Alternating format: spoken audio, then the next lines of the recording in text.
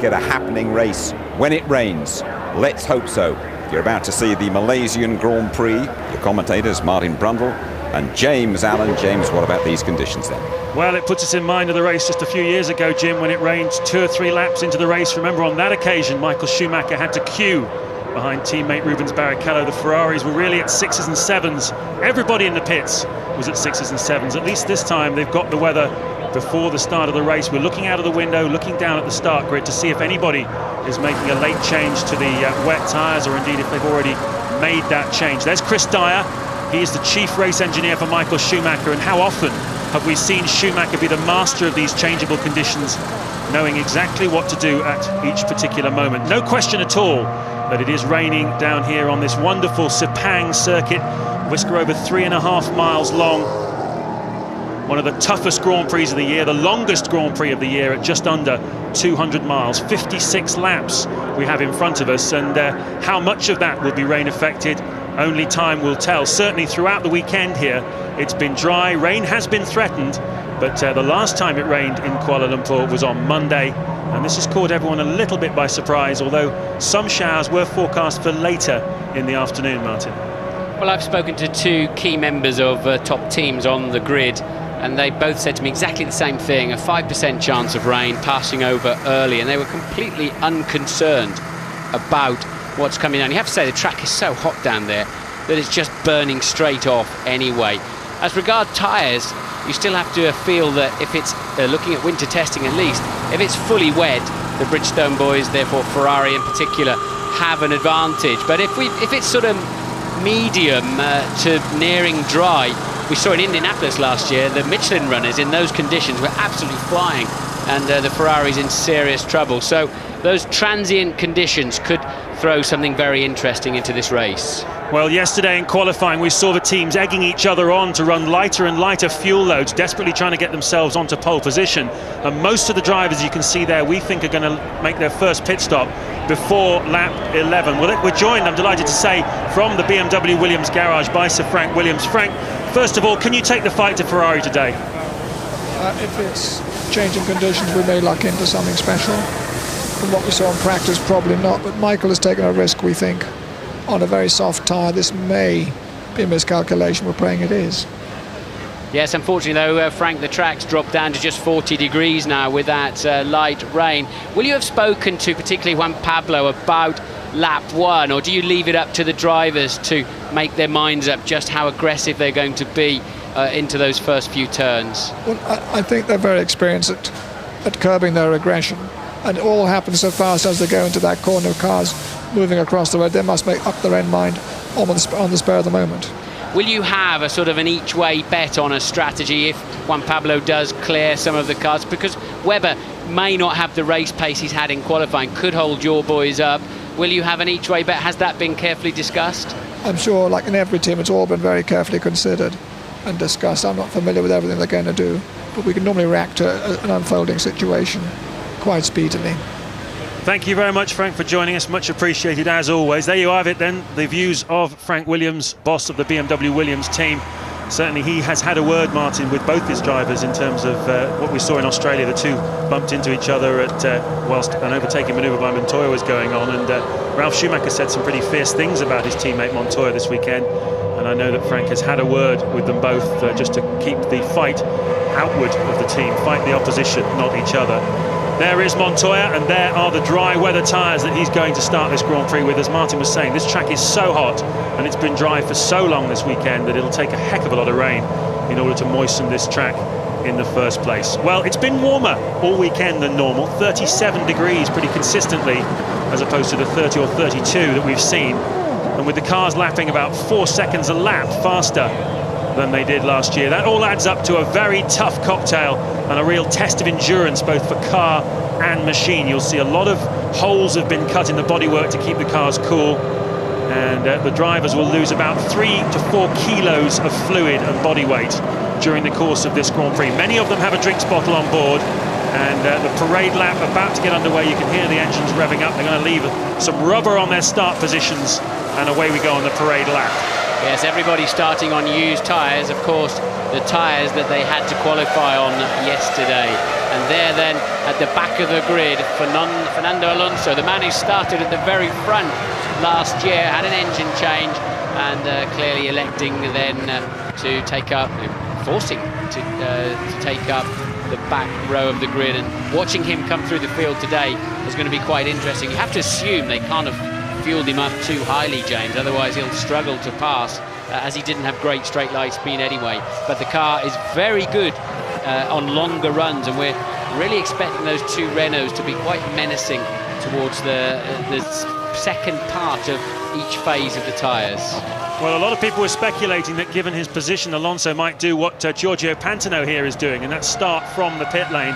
Obviously, they have the option of putting different tyres on and fueling up the car, but given how good Renault's starts have been, Alonso quite obviously opting that to start from the grid. He can make up 5 or 6 places probably in the first lap, and certainly a great deal of interest for us, I think, all this afternoon is going to be to see how fast Alonso comes through the field to catch up with the rest of the field. Pit tactics going to be absolutely vital today. It's going to be very, very fast and furious stuff. All the cars expected to stop 3 times this afternoon, and that's without a particular big weather change. So in a dry race, we're looking at 3 stops, and an awful lot can happen here this afternoon. And that looks like Raikkonen, who spun it on the parade lap, hopefully kept the engine in. Well, he's not allowed to regain his position in terms of, well, he may get away there because he hasn't dropped to the absolute end of the pack, so he can filter his way through. If he was right at the back, he'd have to stay at the back, and certainly under the grid regulation. So Raikkonen clearly caught out amazingly with the a little bit of dampness out there, maybe, James, something like that. We have had a couple of races on the track. There was a Porsche Super Cup. Maybe there's something out there, but something has caught Kimi Raikkonen out. And it wouldn't have been at racing speeds that he'd had that spin. When next time they come through, they'll be going a good bit faster than they will on the parade lap. Yeah, but curiously, that's easier because the downforce comes into play then. As soon as you're going faster, downforce squares with speed, and the cars actually work better. Sometimes they're actually quite clumsy at these slow speeds, as they're all now trying to get some heat into those rear tyres for a long run down to the first corner. And it has been a slow warm-up lap, so very little temperature in the tyres, so the pressures go down, and therefore you've not got optimum grip in any respect. Raikkonen, I think I saw taking up his proper grid position. So a lot of cars sitting on the line with a slightly unknown racetrack and very little temperature, and temperature is everything to make these cars function. Well, in Australia, quite a lot of drivers matched their launch control time manually. No launch control now in 2004, and that certainly adds up towards getting down to the first corner as fast as possible. Huge tension in the pits then, the lights going on. When they all go off, we'll be racing around Sepang. 56 laps begin now! Oh, Webber's not going anywhere, he's almost stalled. Once again, Webber starts, let him down. The 2 Ferraris in line astern, Montoya 3rd, Raikkonen 4th, and Trulli up to 5th. Jensen, Button in the mix. Watch out, Coulthard on the right. Button goes round the outside of Trulli. This is where the accidents have happened the last couple of years, but this year no problems, and Ferrari have control at the front at the moment, but Montoya already up to 3rd. Yes, poor old Mark Webber, he just did not get away at all. Looked like the clutch was slipping, and didn't get it up and running until he got into second gear. And look, then Jarno Trulli coming through already, so Trulli making ground. Both Renaults starting very quickly, and that's Trulli has passed Button already then. And Michael Schumacher leads Barrichello, Montoya, Raikkonen, now Trulli, Button, Coulthard up to 7. And poor old Mark Webber's got it all to do. Here at the back, you can see the 2 Minardis having a squabble. And there's a Sauber in the mix as well there, but that was a disaster for Mark Webber. Up the inside comes Webber, though. One of the Saubers he's making a move on, so he's trying to make up for the lost ground at the start. Yeah, you somehow knew it. He's been talking about it all weekend. If I can get this car off the line. Raikkonen had a big sideways moment coming out of turn 11. The man who's currently in 4th place, but kept it all together. There, it is very, very slippery on the exit of 10. And that is the net result. We're seeing lots of cars struggling for rear grip under traction, but the leaders safely through. Well, the Klein in the second Jaguar also had problems. A puff of smoke there into the final corner, but so we think Jaguar's start situation's a bit of a mess. And you can see that the BAR as well making its way through the field. Sato down in 16th place, had to start from the back of the grid. Michael Schumacher leads by 2 seconds on the first lap. Montoya is third, Barrichello second, fourth Raikkonen, fifth Trulli, sixth Button. Here comes Sato trying to make a move on Felipe Massa, who was very, very dynamic yesterday in qualifying, outperforming Fisichella once again. Alonso already up to 10th place then from the back row of the grid. 19 cars on the grid. Pantana, and look, Barrichello outbraking himself, running wide, lost a lot of time. He'll lose another position to Raikkonen, surely, and that is rain in the background there. It's raining heavily. What about that 5% chance of rain? It seems like it's absolutely hit home, and here we go then. And Michael Schumacher now under pressure from Montoya. This is exactly the situation where the Michelins work best. Think back to Indianapolis last year. Michael Schumacher had the whole race bought and paid for, except these conditions where it's just beginning to get a glisten on the top of the surface of the track. And Raikkonen did pass Barrichello and he's up to third. Barrichello under big pressure. He's on the harder tyre, remember, Barrichello. Michael elected for the softer Bridgestone, which will be paying dividends right now. And all of a sudden, he's just stretching his legs a bit to Montoya too. So Michael Schumacher leads from Montoya, Raikkonen, and there's a McLaren team ready for a pit stop. And a car has spun. I just saw the Mercedes doctor's car zooming down the pit lane, but only to reposition, I would imagine. There's third place Raikkonen. Then it's Barrichello, Button, Trulli, Coulthard, Ralf Schumacher, and then a recovering Webber. Yep, Webber up to 9th then, having lost all that time at the start. Look at this gaggle coming down the pit straight though. Who's going to make a pass here? Button lined up behind Rubens Barrichello. Does he have the legs? Does he have the guts? No, not this time, but Barrichello clearly struggling. He's on the harder Bridgestone tyre. The cars behind him are on the Michelin. Button and Trulli and Coulthard and Ralf Schumacher as the rain falls heavier here at Sepang. It is indeed. I thought Ralf Schumacher could pass Coulthard in the background, but he has not done so. There then is the gaggle for third, fourth, fifth, sixth, seventh and eighth. And Trulli past Button there. They're still having a terrific scrap, these two, right from the start. They've been battling right into turn one. They were side by side. They've passed and now repassed each other. Look at the wiggles though. You can see the rain in the foreground. These are very difficult conditions to drive in now. Well, this is absolutely surprising, the paddock. I didn't speak to anybody that expected rain to seriously affect this Grand Prix. And Button coming back then at Trulli, and he'll do well to get around there, and he has done Webber and Ralf well too. side by side, Martin, sorry to interrupt you, and Ralf up onto the grass. Yeah, Webber just muscled Ralf Schumacher completely off the road, and that allowed Alonso to pass at the same time. Tremendous stuff going on in the midfield. And get this, Rubens Barrichello is lapping 5 seconds slower than his teammate Michael Schumacher in the lead. Schumacher's doing 1:40s. The pace we expected was around 1:36, so all of the cars are about 4 seconds slower than they would be in a normal dry condition, but Barrichello is a further 5 seconds a lap slower. Here's the front three. Michael Schumacher, Montoya, Raikkonen separated by 3.5 seconds, just under 4 seconds now. Yes, it seems as if it's really just 2 or 3 corners, James, that's really slippery. And look in the background there as Alonso, I think it is, yes. No, it's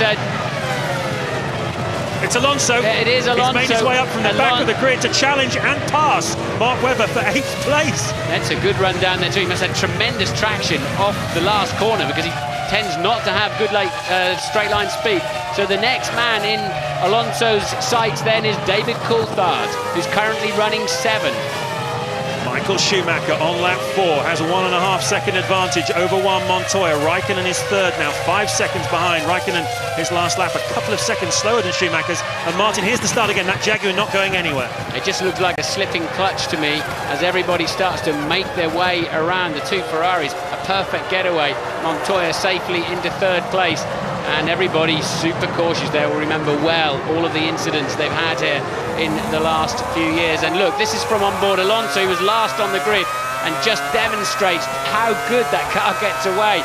It's like playing a video game, isn't it? As he zooms down to the first corner, and that is a Webber desperately trying to make up for not getting off the line. Good stuff. And that then is Fisichella getting muscled off the racetrack too. This is a replay then of Pantano spinning the Jordan. Fisichella dropped down to 17 with that little off-track excursion. Here's Alonso lining up David Coulthard now. This is the battle for 7th, 8th, 9th. Mark Webber in the Jaguar, the green Jaguar in the mix as well. And behind him, Ralf Schumacher, who had to take to the grass to avoid the Jaguar coming through. This is a great scrap at the start of this Grand Prix. And what about that start of Fernando Alonso? I really hope we see that again. And the car's like a missile off the line. Here comes Ralf Schumacher up the inside of Webber. No love lost here. A little tag, Webber loses ground, and Ralf is through. I don't know whether they actually touched. They did. He's got a puncture. That he tagged the rear wheel there of Mark Webber, and he's punctured his right rear. He must make a pit stop, and he's got the best part of 5 kilometers to go. Let's hope it doesn't delaminate and smash his rear wing and bodywork to pieces. Ralf Schumacher, I believe, just punctured the right rear there of Mark Webber. How sharp are those front wing end plates? I mean, we've seen it once or twice a few years ago, but look at the tyre almost coming off the wheel now. Well, they have to be a certain radius and thickness so that they don't cut the tyre, but of course there's still a lot of energy going on. Michael Schumacher leads by 1.8 seconds and pulling away by over a second on this lap alone at the moment. I think the track's beginning to dry, James, and the drama that's over there in turns 7, 8, 9, 10 and 11, where the cars have been sliding around, clearly is fading away as they're now down into the 1 minute 36s, which is, you'd have to say, normal, expected race pace. Yeah, this is lap 5. Let's have another look at that. That's the BAR and the Jaguar. That's probably Takuma Sato, I think. Yes, it is indeed. Yep. He went off yesterday in qualifying and went right into the sand trap and jeopardised his lap. Had to go start from the back of the grid. So once again, a very eventful weekend for Takuma Sato. Off the track quite a lot. Let's focus though on this great scrap. Coulthard, Alonso and Ralf Schumacher. Webber's no longer part of the picture, and you have to say hats off to Felipe Massa in the Sauber, who's keeping in touch with these guys. A very impressive weekend for Felipe Massa. Out-qualified his teammate Fisichella again, and he's in touch with the big guys. Yes, Michael Schumacher lapped 1.3 seconds faster than anybody else, as you're looking at now the tyre trying to come off the rim of the Jaguar of Mark Webber, and he was really making some ground there, wasn't he? What a shame for him and for us, really. So, lap 6, Michael Schumacher leading Montoya now. The gap going out to 3.2 seconds. Raikkonen is 3rd.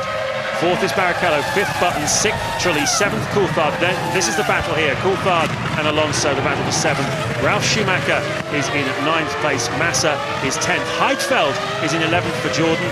12th is De Matter in the Toyota. Klein, we haven't seen him yet in the Jaguar. He's 13th. Fisichella 14th. As into the pits comes Mark Webber, and Ted Kravitz is down there. The good news about Mark Webber is that I didn't see any damage to the bodywork. They're taking the opportunity to put in a bit of fuel. Poor guy, he hasn't said anything on the radio apart from acknowledging that he's coming in for a stop, but he thinks that the clutch just failed. The anti-stall came in, and then he was just slow off the grid. As for Ralf Schumacher, well, I wouldn't doubt that they'll be having words later. Well, Mark Webber then, I still think this is a career-defining moment this weekend for him to split the Ferraris on the front row of the grid, and I think it confirmed his potential to a lot of people who already rated him highly. So not all is lost for the man, but he's lost so much time. He was able to refuel though, James, to minimise some of the pain, but he lost too much time coming into the pits. There's a long way to go, and if he puts a charge on, he's still got a chance of some World Championship points. For sure, the top teams are keeping an eye on him. He's one of the hot tips to get a seat at Williams next year to replace Juan Pablo Montoya. And it was interesting yesterday in the press release that came out from the BMW Williams team that Mario Tyson, the boss of BMW, was making a comment about how well he thought Mark Webber had done. Fairly unusual for a boss of another team to talk about a good effort by one of the rival drivers. Anything to read into that? We will find out. Here's the scrap between Heidfeld, De Matter, Klein. 11, 12 and 13 on the racetrack. This is lap 7. Michael Schumacher's lead is up to 4.2 seconds now. He's lapping in a 1:34.8. He's blown away the lap record by 1.6 seconds. Such is the pace this afternoon. It's a frantic pace now. Coulthard's just set the fastest first sector time, and clearly beginning to find the McLaren. It's Michael Schumacher then from Juan Pablo Montoya's 4.2 seconds behind. Raikkonen, Barrichello 4th, Button 5th, Trulli 6th, Coulthard 7th, Alonso 8th, Ralf Schumacher 9th, and Massa keeping up well in 10th. 1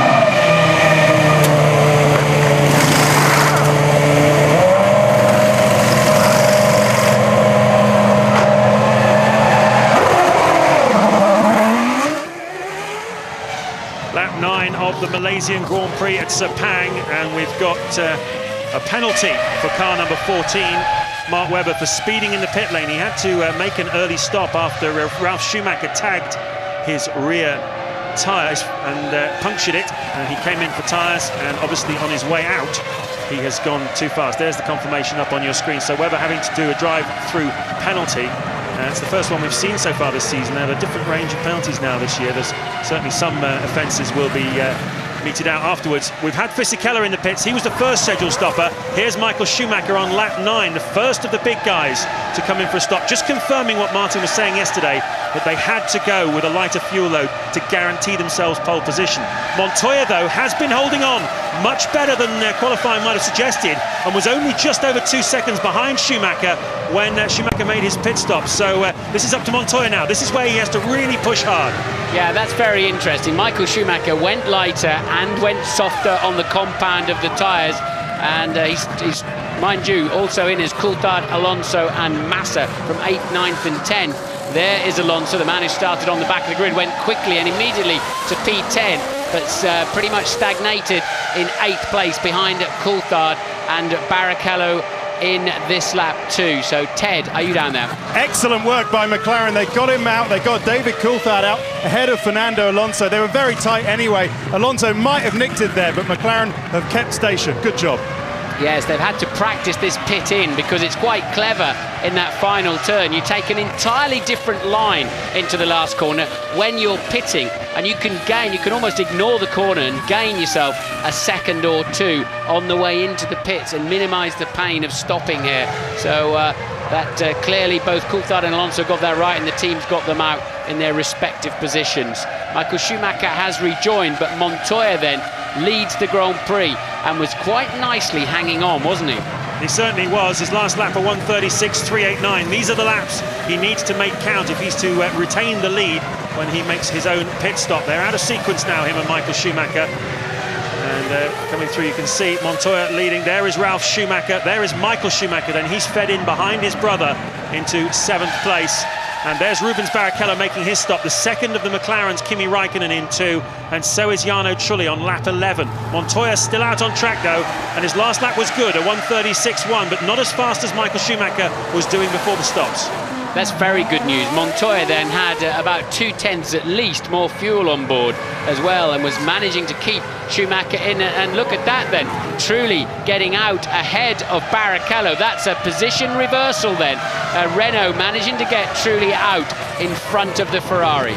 It's just not quite happened for Rubens Barrichello this weekend at any stage, has it? He's taken a tactical decision to run with the harder Bridgestone tyre and run a little bit more fuel than his teammate, and he paid the price with that in qualifying down in 3rd place with Michael Schumacher on pole. And here again today, he's lost out in the pit stop battle. He is down now to 5th place.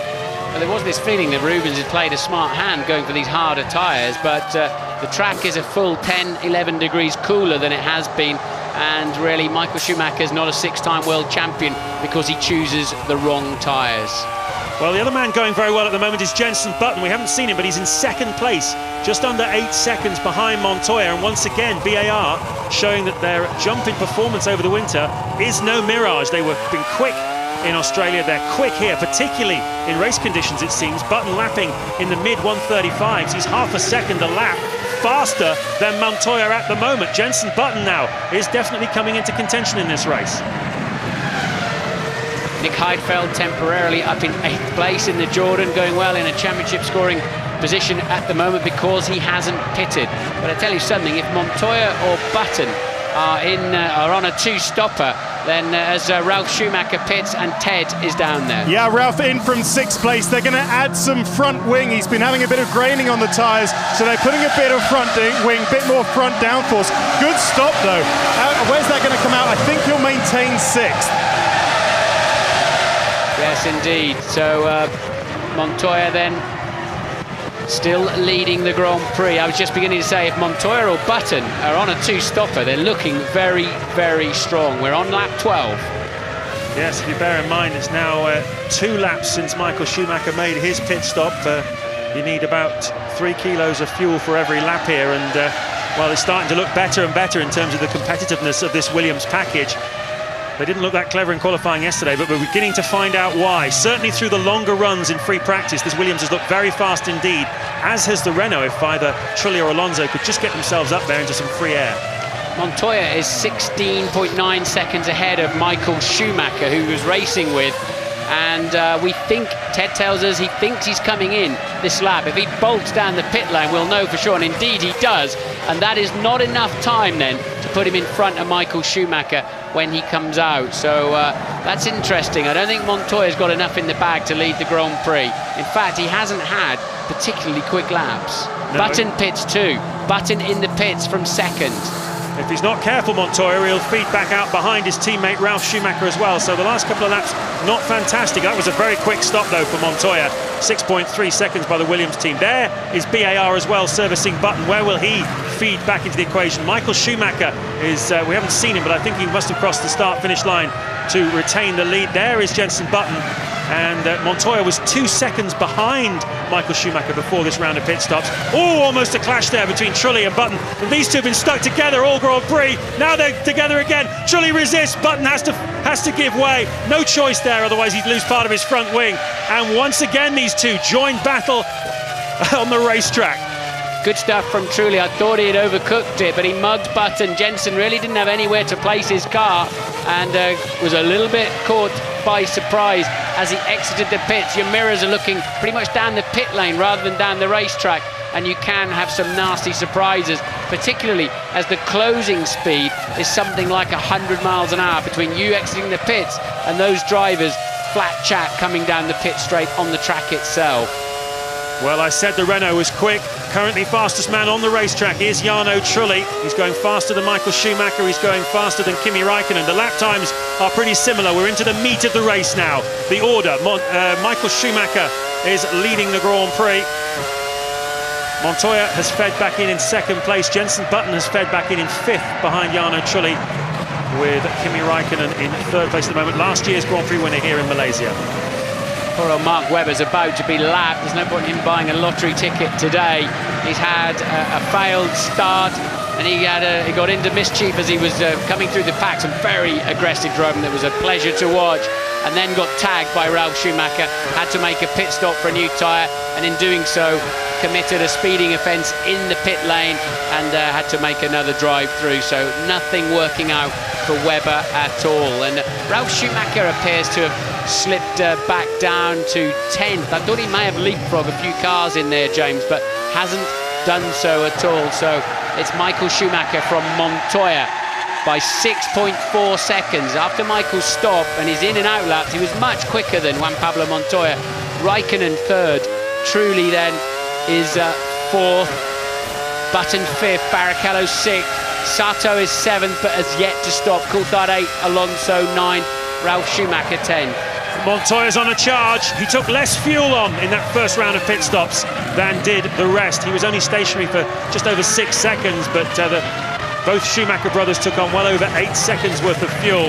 And certainly Montoya using this second phase of the race then to attack the Ferrari of Michael Schumacher. He lost ground to him. He lost 4 seconds in total through that first pit stop sequence, but he's really on the attack now.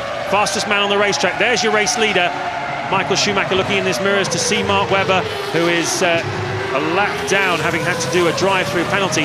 And there is second place man Juan Montoya, with Kimi Raikkonen third in the McLaren, and he is lapping, well, he's lapping slightly faster than Michael Schumacher as well. Schumacher's pace at the moment, not fantastic, you'd have to say. Absolutely. Montoya's about to take a second out of him. In fact, he takes 1.8 seconds out of Michael Schumacher's lead.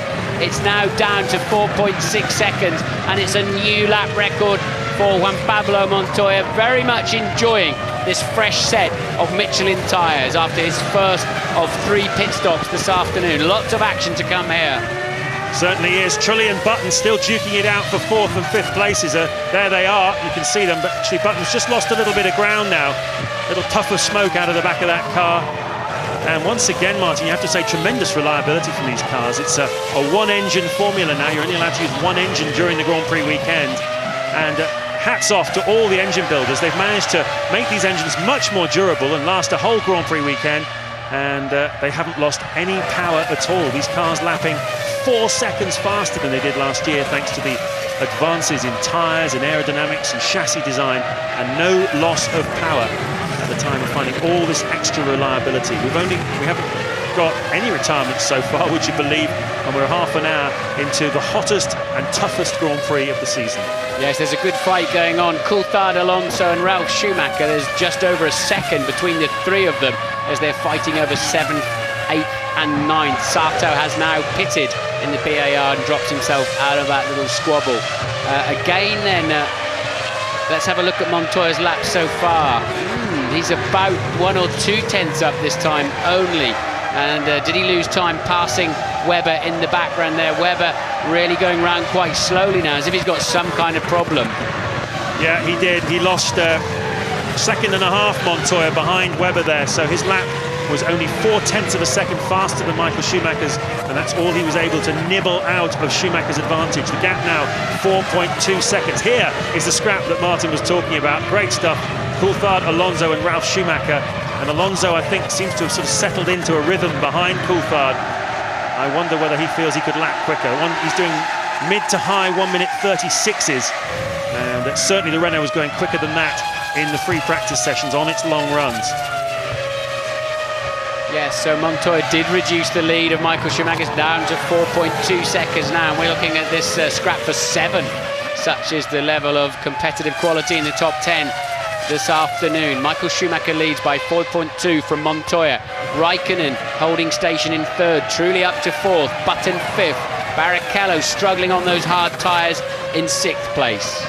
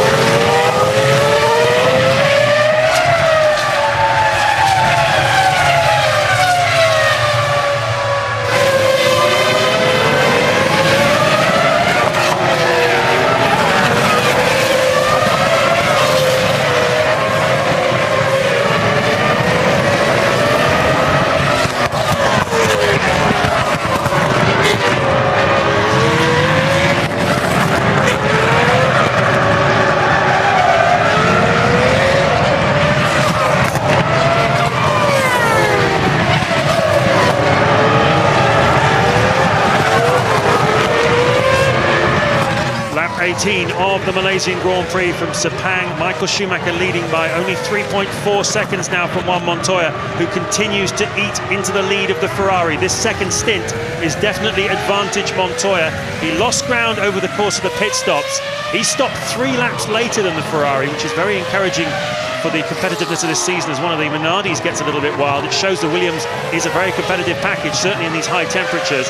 At the moment, he's eating into the lead of Michael Schumacher. Raikkonen is 3rd, 4th is Trulli, 5th Button, and 6th Rubens Barrichello, who with Coulthard, Alonso and Ralf Schumacher locked in a battle for 7th, 8th and 9th behind them. Yes, Coulthard's pulling away from Alonso now. Alonso's got horrendous understeer in the slow corners on with his Renault, but this man truly has clearly not. He's reeling in Kimi Raikkonen, and with Montoya, he's been doing the fastest laps of the race by some margin. So truly, really in the sweet spot with this car setup and this particular set of tyres as he challenges Raikkonen for third place, and Button just 1.7 seconds behind them with a grandstand seat. And Louise has some news from us in the pits. Yes, I'm down at Jordan at the moment. Bit of a frustration down here. We saw Nick Heidfeld earlier on, really in the mix, battling it out. Got as high as 8th place, in fact, before he came in for this first pit stop. His fuel rig failed, so he had to go out again. Luckily, he still had enough on board that he could do another lap, come back into the pits, and the team have used the spare rig, but it has dropped him way down to 17th place. Bad news for Heidfeld. He was going very well indeed. Michael Schumacher's lead now down to 3.3 seconds. Montoya has taken time out of him on every lap since he rejoined after the first pit stop. I tell you what though, this Renault of Jarno Trulli is a quick car, and it's currently being held up by Kimi Raikkonen. The lap times now in the mid 1:36 36s. That Renault has shown when he was in a bit of clear air he could do 35s quite comfortably, and that would put him in a very competitive standing if he could just get past the McLaren, because the two leaders, Michael Schumacher and Juan Montoya, are lapping in the low 1:36s, and there's the Renault. It doesn't look like he's being held up, but he's obviously sitting back a bit, is he, Martin, just so he doesn't get too hot getting the exhaust from the back of the McLaren. Well, I noticed also that Alonso was choosing not to follow Coulthard down the straight. He was a car wide of him. You wonder if the Renaults are struggling with some form of engine oil or water temperature problem or brakes. Let's have a look at Ralf Schumacher then, locking the wheel into the last turn and running quite wide, cost himself a half a second. And here we go, he came in from an unusual angle, and if that's, yes, it is another shot of the same incident. So he was effectively turning right as he approached the left-hander, and it unsettled the car. There's Barrichello then. He chose the harder tyre, and it has not paid off for him at all. And of course, under the regulations, he cannot change that.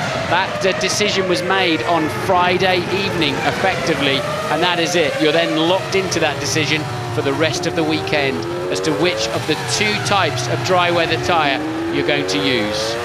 Looking back then from the car of Kimi Raikkonen to the Renault of Jarno Trulli, a little bit slow out of turn 2 and 3 there, Jarno Trulli. I was talking at the beginning about how a lot of the teams have cut extra holes in the bodywork of their cars compared to what you would see in other Grand Prix in cooler climates, shall we say. I know for a fact that Renault have 13 holes, extra holes in their car, just to try and keep all the water and the engine and the oil as cool as possible. They've got more ducts and holes than just about anybody else. It certainly has been a concern, and clearly from the defensive way that they're driving, try not to get too hot behind the cars that they're following. Both Alonso and Trulli are stuck behind McLarens at the moment. It's a sign of how competitive Renault are, but the McLarens at the moment are holding them up. Well, we've had a swap around at the front though. All of a sudden Michael Schumacher is starting to stretch his lead back out again, and he's also 3/10 up on the current lap too in the first two sectors. So has Montoya overcooked his tyres? Well, that's an interesting question. We're riding on board with Jarno Trulli then. In the Renault, you can see just making a few little adjustments with his left hand on the steering wheel. 18,000 RPM available. He's just got the revs turned down a little bit at the moment, it looks like to me, because he's gone into the pits. Yeah, probably why. That was what I was telling you about earlier on, in terms of you can really gain some time by steaming through the last corner, knowing you're not anticipating making the apex. Ted is down there. Yeah, and this is Renault and Pat Simmons trying to do one over on McLaren. Jarno Trulli comes in, I believe it's about 2 laps early. Let's see how much fuel he puts in the car. Should be about 7 seconds. We're talking 46, 47 kilograms. It's quite long. There he goes. What's the time? 8 seconds dead. Let's see what happens when Raikkonen comes in. Plenty of fuel went in there then, as Ted pointed out, and Trulli will get out into some reasonably clear air as well, which is good news for him. So that could work out. Now he's got to sprint, he's got to go for it, and we don't always see Jarno Trulli doing that, but this is one of his days. Today he's racing well. Sometimes we see him absolutely out there at sea somewhere, but if Trulli can sprint hard now, he has a great chance of passing Raikkonen for third place. We'll watch his lap times. We believe his next pit stop's going to be in 15 or 16 laps time, depending on how much fuel he still had left in the car. He put just under 50 kilos of fuel in at that stop. And we're looking at a nice aerial shot of the Ferrari then. Michael Schumacher leading this Grand Prix, just under 4 seconds from Montoya. Raikkonen third, now over 10 seconds behind the Ferrari. Button is fourth, fifth is Trulli, sixth is Barrichello. Is Schumacher going to pit this time round? He was one of the earliest to pit first time round. No, doesn't look like it. And I don't see McLaren out in the pit lane, out of the commentary box window here, James, responding to that move by Renault. They've obviously decided to go to their full quota of fuel for this, the second phase of the race out of the 4 with the 3-stopper we're expecting this afternoon. Well, Michael Schumacher's last lap of 1:35.9 really put Montoya in the shade on this very hot day here in Sepang. He has now taken almost another second off Montoya. He's 4.6 seconds clear now, and this is Schumacher reacting after a slightly difficult start to this second stint. Now the Ferrari driver, but what's that white stuff on his left front tyre? Just a bit of paint, I think. Yeah, Michael making some adjustments in the car. I believe he adjusted the brake balance. You can change the bias of the percentage of the brake energy, the brake pedal energy that goes to the front and the rear of the car. And you can also manually change the differential as you go. And there he goes again with his right hand, adjusting something down there. Webber's running 19th and cruising around some way off the pace. Either he's got a problem or he's fed up for the afternoon and really everything's working against him, not a lot of point in chasing. But it's a shame if that is his position. I'd be surprised, but at the moment Webber just cruising around at the back. This is the scrap between Coulthard and Alonso. It's been going on since the pit stops, and it was a second a lap slower than the guys at the front. That may well have been part of the reason they were getting past some traffic. But Coulthard and Alonso not matching the pace of the cars up in front of them on that last couple of laps. Now they're free of the Minardi and they can attack again, and terrific scrap. Just love that corner, the way the car runs out wide, bounces and then changes direction. It's great illustration of just how amazingly supple and dynamic a Formula One car is. And just imagine what it would feel like on your neck and on your arms, just a quick flick-flack right and left going through that 12-13 complex. Into the final corner then, lap 23, Michael Schumacher leading over 5 seconds now from Montoya. Raikkonen third, Button fourth, Barrichello fifth, and here comes sixth and seventh, Coulthard and Alonso. Yes, I mean, they're chasing hard, and effectively it's for the small points, isn't it, at the moment, incredibly. And we thought Alonso might be higher up than this, although he, of course, did start at the back of the grid. He's not made much ground since. Those two are lapping in the traffic in the late 1:36s.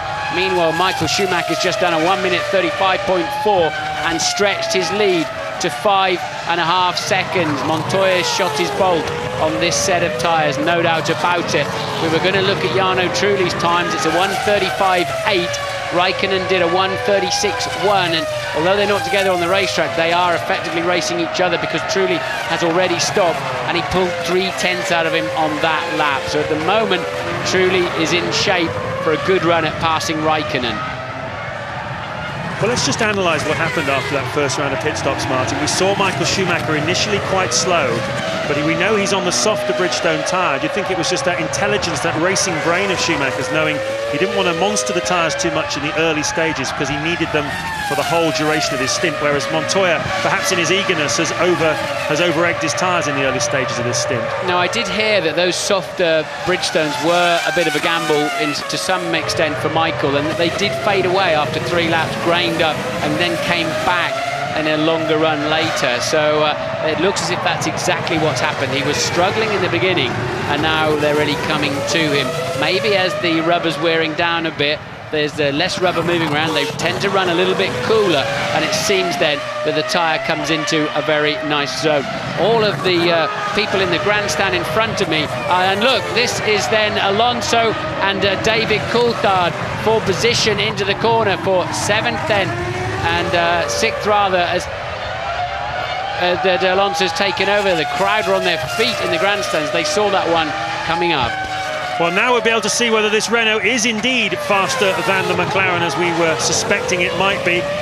Can Alonso put some daylight between himself and the McLaren of David Coulthard, who pushes as hard as anybody in Formula One in a race condition? He really is a superb racing driver, Coulthard, but he's only limited by his machinery. Let's see what he can do. I think he's got a problem. He's lapping now in the 1:37s and quickly fading away from the back of Alonso there. So, because he was a full second clear, so something happened in that last lap and enabled Alonso to get right with him. We're on board with Coulthard. Can we see or hear anything?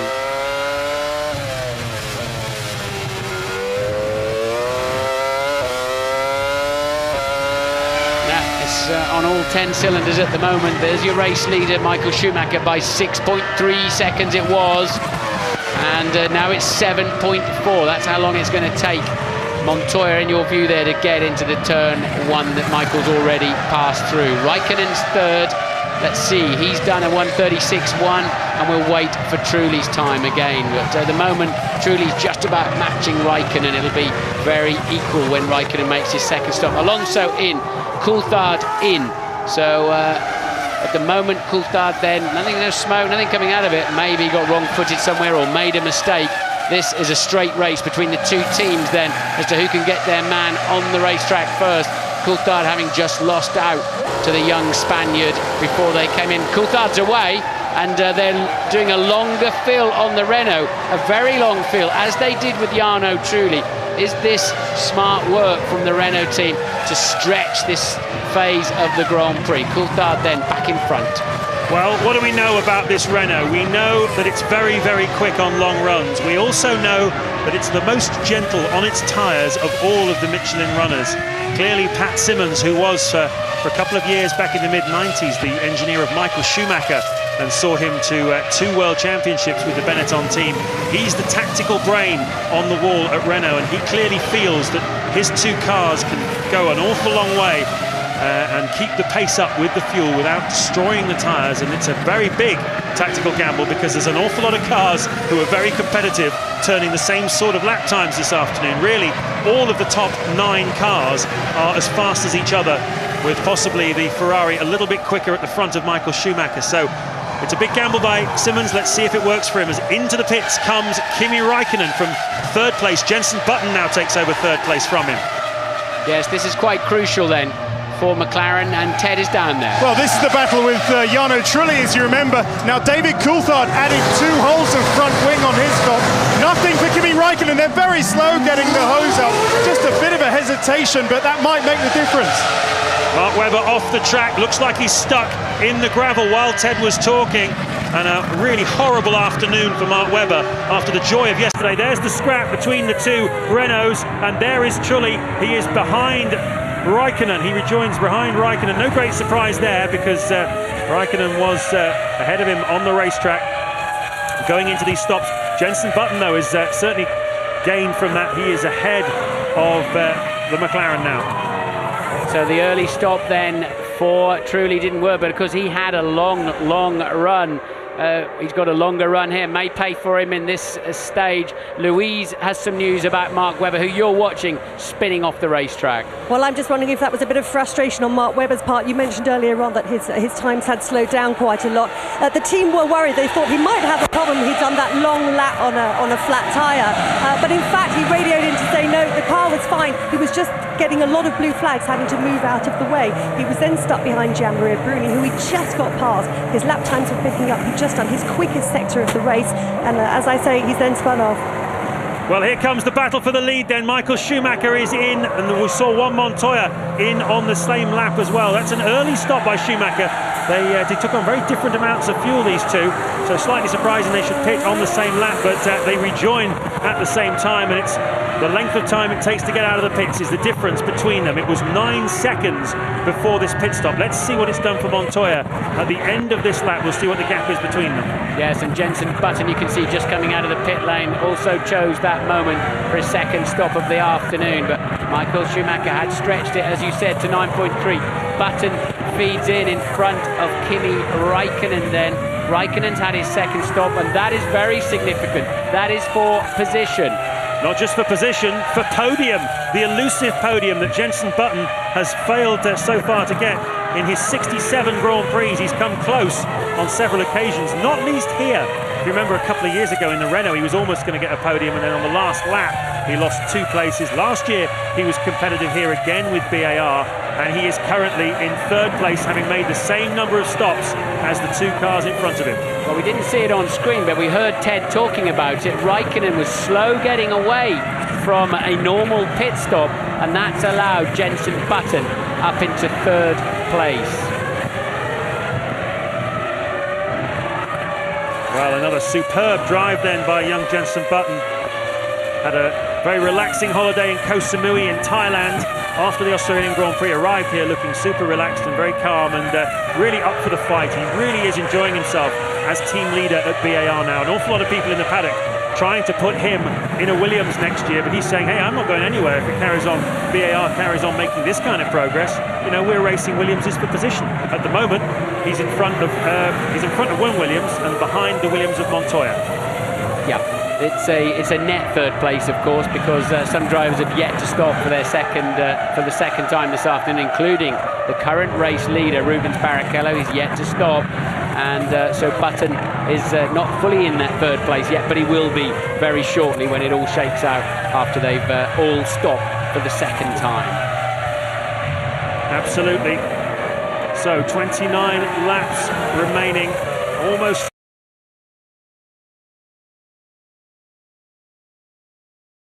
And that is the order. Rubens Barrichello only made one stop this afternoon, just a couple of seconds ahead of Michael Schumacher.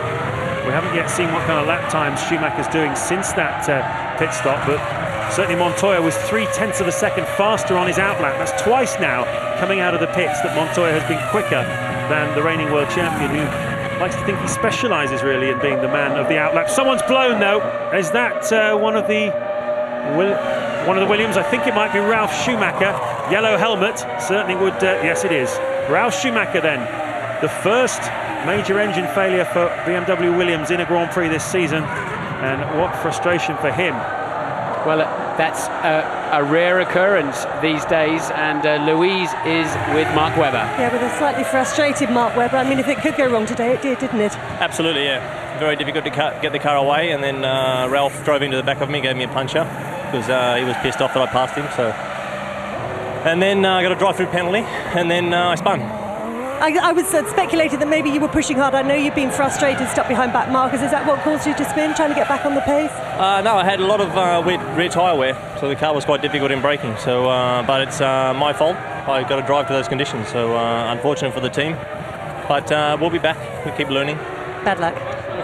Significant pit stops going on, and Barrichello, I think, has just got ahead, and we're seeing a replay then of Ralf Schumacher. Very rare occurrence under these new regulations of a blown up engine, and we're on board with Massa, who's trying to lap a Minardi, going around the outside and giving it, what are you up to? But anyway, he's got the car to do that with today, but he's down in what is now 10 now that Ralf Schumacher's dropped out of the race. Meanwhile, Montoya's just smashed his own lap record one more time with a 1:34.2, and we're going to see another phase then where he starts bringing the gap down to Michael while he's got some life in those tyres. The trouble is, if he takes it so early, if he takes the grip so early, then they'll fade away more quickly. So Jenson Button now has, as we say, the net third place. He's got the actual third place now in the field after the pit stop of Rubens Barrichello. Michael Schumacher still leading this Grand Prix, but the fastest man on the racetrack, as we just heard, is Juan Montoya. Is he pushing his tyres too hard? We'll find out in a minute.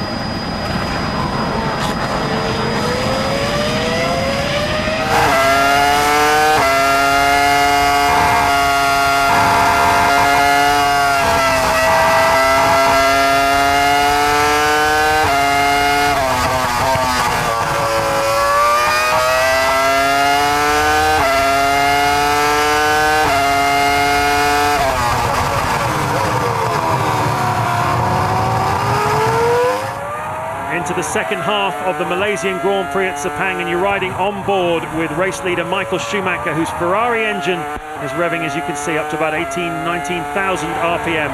If I tell you that your Mondeo at home would blow itself apart at about 6,000 RPM, you get an idea of just how clever and sophisticated these racing engines are. It's been an eventful Grand Prix so far. Mark Webber, from second on the grid, had a very poor start and dropped right back through the field.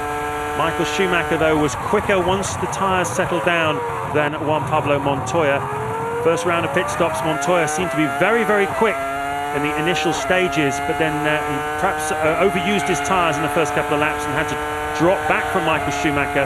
The gap has been more or less 5 or 6 seconds. They've had the second round of pit stops. Once again, we've seen Montoya very, very fast in the initial stages of this stint, but now Michael Schumacher beginning to respond, although Montoya again took another second out of Michael Schumacher on that lap. The gap down to 5.1 seconds. But will the same pattern emerge? Has Montoya damaged the tyres in doing that? There he is at the back of your screens. That is the top 8. And Jenson Button, I'm delighted to say, is going like a train in third place.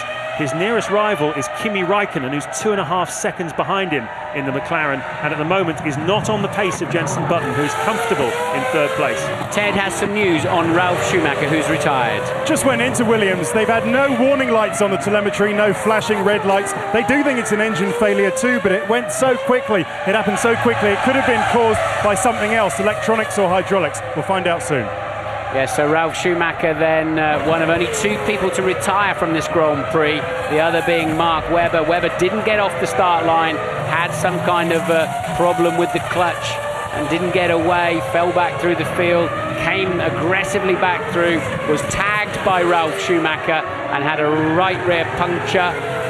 On changing that puncture, was speeding through the pit lane and had to do a stop and go, and then finally has spun off the racetrack. Dismal afternoon for Webber, and now, of course, Ralf Schumacher. Michael Schumacher has led the race from the start at the moment, but we've got a pattern emerging. In the early laps, each time they put a set of tyres on, we're expecting them to 3-stop today, using a total of 4 sets of tyres. And Montoya's come back at him very quickly in the opening laps of each stint. But then Michael, playing a bit of a cat and mouse game, and certainly a very mature piece of driving, is just keeping his tyres intact until a little later on he then presses it a bit harder and opens up a gap before the next round of pit stops. There you're watching the Ferrari lapping a Minardi, and Michael and the Minardi basically frightening itself off the road. Fastest man on the racetrack at the moment is Jenson Button in third place, and Martin's talking there about the intelligence of Michael Schumacher, just preserving these tyres. Look at the smoke, the brake dust pouring off the wheels as Schumacher applies the brakes on the Ferrari. That's Rubens Barrichello, I beg your pardon, as Barrichello applies the brakes on that Ferrari. We're talking about the intelligence of Michael Schumacher just preserving these tyres, and once again, it's very much an illustration of that here this afternoon. What Montoya has to do then is get to try and stay within 3 or 4 seconds of Michael Schumacher into the third and final round of pit stops this afternoon, and then he might have half a chance of attacking him in the early stages of the final stint of this Grand Prix.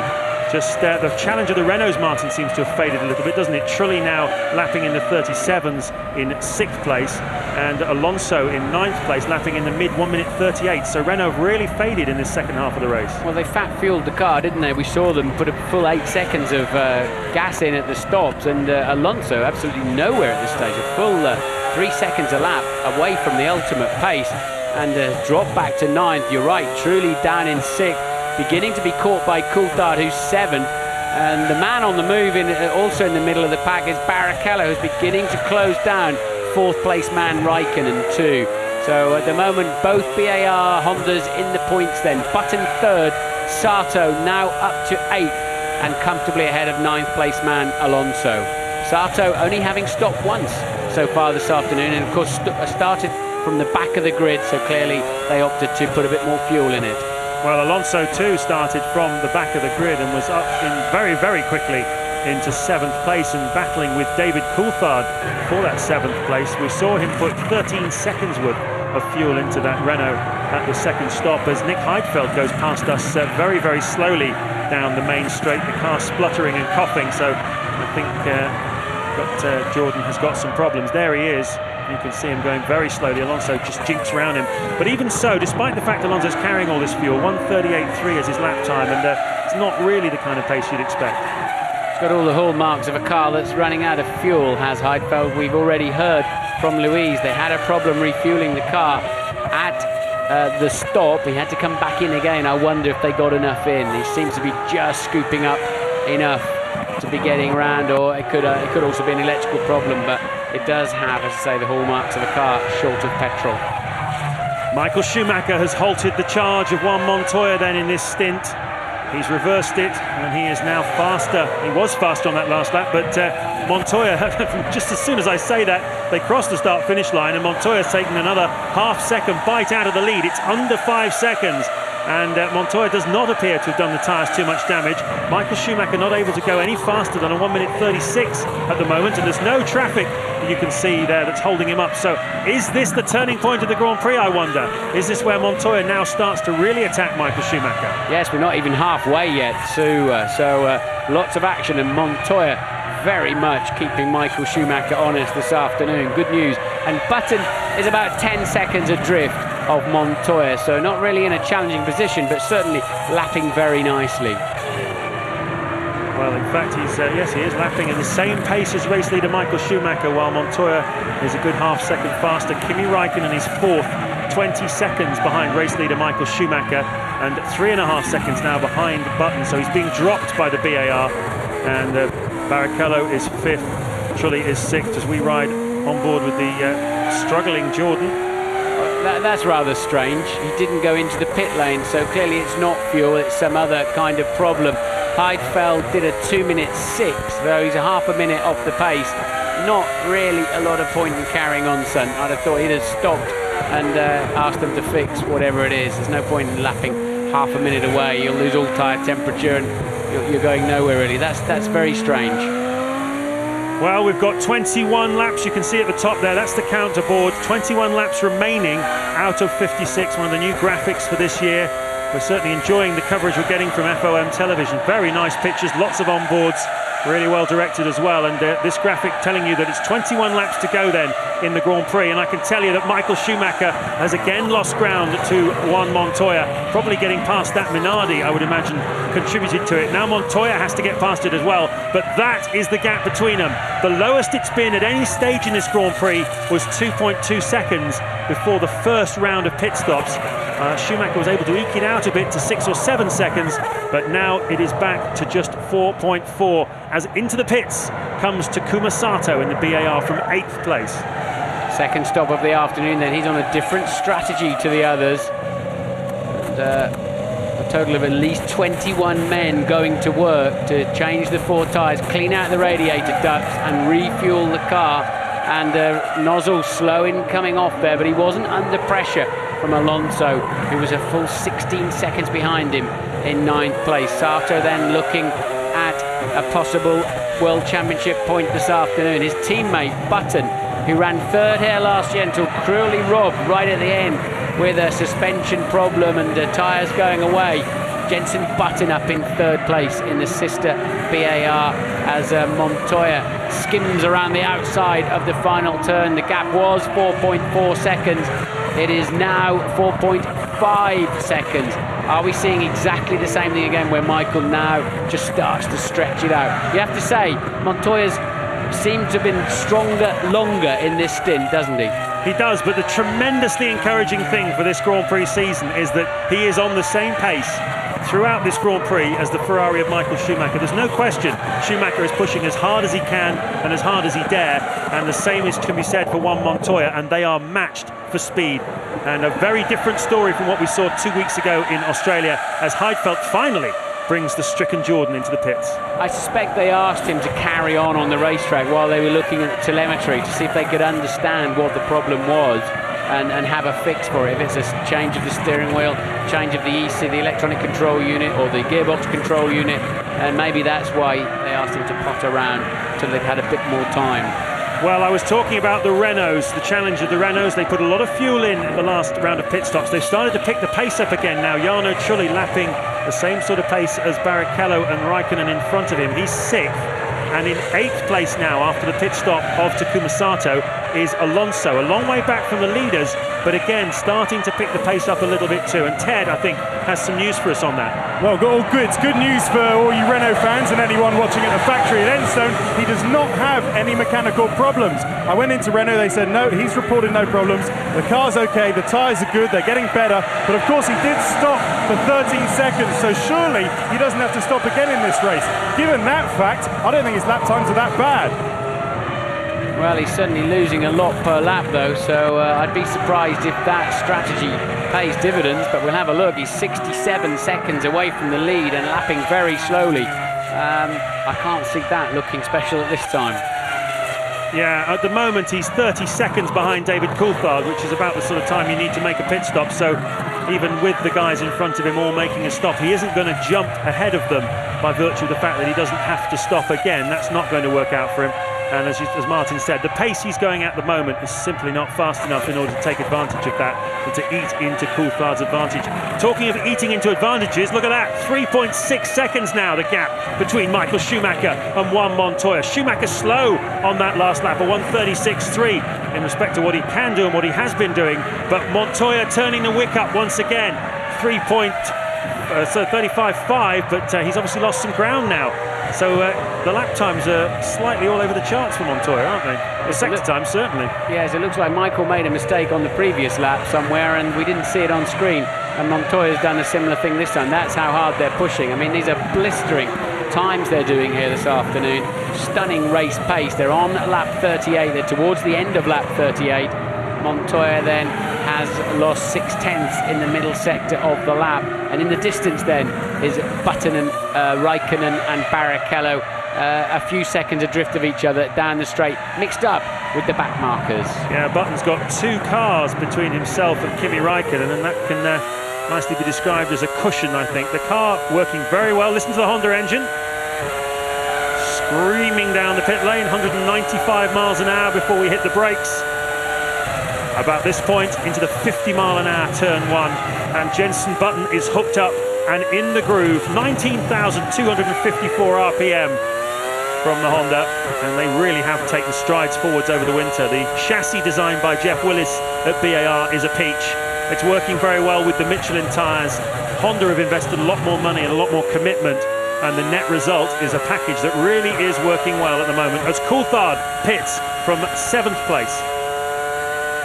Yeah, great pictures we're seeing this year in Formula One from FOM TV, and watching Button really flying nicely this afternoon. He's lapping in the 135s, 3.3 seconds ahead of Raikkonen, who's just come into the back of your picture, and Barrichello similarly 5 seconds now behind Kimi Raikkonen in 5th place.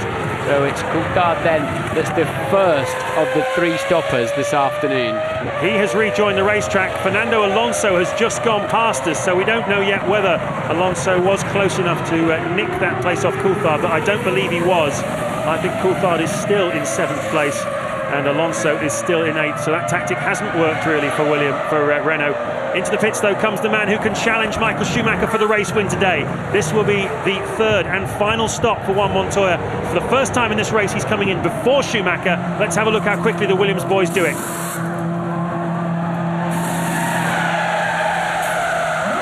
Yes, remembering he was carrying about 0.2 of a second per lap more fuel in the first stages of the Grand Prix. And Louise is down with his teammate Ralf Schumacher. I am indeed, Martin. A rare engine failure, I understand, Ralf. Whatever the cause, the end result is the same for you. No points in a frustrating afternoon. Well, it was. I mean, the whole weekend went pretty well, even in qualifying. I missed a couple of turns, and then the start, I said, was reasonable. I had a problem with traffic, so I couldn't do anything with it. And then I touched Webber, and I think after that maybe something broke on my car. I had an incredible understeer, couldn't go anywhere. I mean, especially the second sector, as I'm sure you saw, was pretty understeery, and that's why I couldn't do anything. Just tell us about that fight with Webber. It looked like a pretty tough battle. Was it fun? Yeah, I mean, Mark was pretty aggressive today, and I guess it's coming from his frustrating start. I don't know, but we both tried it. I tried to avoid a collision, but Mark didn't give me any space, and that's when it happened. Thanks, Ralph. Well, the stewards haven't chosen to pull anybody in for that incident. I think you'd have to put it down to a racing situation. I think any of them were at fault. Mark was defending his his piece of tarmac, and Ralph was trying to push him hard as Michael Schumacher then pits for the third time. He had a 7.6 second lead from Montoya. Montoya is still on his out lap, so Ferrari have responded to that early stop by Williams, and at the moment it looks good. Plenty of fuel going in. A pretty average and normal stop then for a three-stopper. Button pits too. Button pits from third place. Remember what I said, though, about Montoya staying within touch of Michael Schumacher. There he is at the very top of your screens, Juan Montoya, as Schumacher feeds into traffic, which will be some relief to him to see one or two cars between himself and Juan Montoya that Montoya has to pass before he can even think about attacking the Ferrari of Michael Schumacher. But it's in these early laps of the stint where Montoya is so strong. Raikkonen pitting too, as is Jarno Trulli. One of the cars that Montoya's got to pass is Michael's teammate, Rubens Barrichello too. In fact, there then is Montoya, so he is going to have to push supremely hard in this final part of the Grand Prix. Ted. Raikkonen was slow getting away after that pit stop, but the big news from down here at Renault, Martin, Jarno Trulli did not change his front tyres. It was a change of rears only. I mean, we know how good, you know, this Renault is on its tyres, but wow, I'll be amazed if they can last all these laps in this heat. Well, we'll find out. His car did seem well balanced. It was Alonso's car that had the horrible understeer, which gives you a much higher wear rate as the tyres scrub sideways across the racetrack. But Trulli has been the faster Renault driver this afternoon, no doubt about it. And Raikkonen then slowing. Raikkonen in the McLaren, and smoke coming out of the back. He was in third place, having just stopped Raikkonen out of the Grand Prix. And Jenson Button currently lying in second place, having made 3 pit stops this afternoon, so he really is having a strong afternoon. But for the second Grand Prix in a row then, we see smoke coming out of the back of the McLaren Mercedes of championship hopeful Kimi Raikkonen, the man who was really hoping, after finishing within 2 points of Michael Schumacher in last year's World Championship, that this would be his year, but it's not working out for him in the early stages of the season. And yet another engine failure, whatever the cause may be, for Kimi Raikkonen. Ted, can you tell us anything about that? Yeah, well, I'm right down at McLaren. The head of Raikkonen's engineer, Mark Slade, dips on the pit wall. I'll tell you what happened in that pit stop, and I think this might be clutch related rather than engine. He tried to get away. The chief mechanic had to hold him in position because 2 other cars were coming down. So he was starting to get away, then stopped. So there was a massive energy going through the clutch there. It might be clutch related. Let's not think that it's engine just yet. Yes, it certainly wasn't a lot of smoke, and it didn't appear it was sort of digesting its own engine oil. And Kimi, that's a reaction you have. You're hot, you're sweaty, the adrenaline's still pumping, and somebody tries to take charge of you. It's not a reasonable reaction, but I'm afraid it's a natural one. On board with Montoya, that's Rubens Barrichello in front. He stands between this car and the lead of the Grand Prix. Montoya 5.7 seconds only behind race leader Juan Montoya. And I wonder also whether the fact that pit stops here in Malaysia, the temperatures go up about 20% apparently with the car stationary in the pit lane, and it's quite often that you see cars retiring shortly after pit stops. Happens very often. Lap 42 then of the Malaysian Grand Prix. Schumacher, Barrichello, Montoya, the top 3. Button is in 4th at the moment.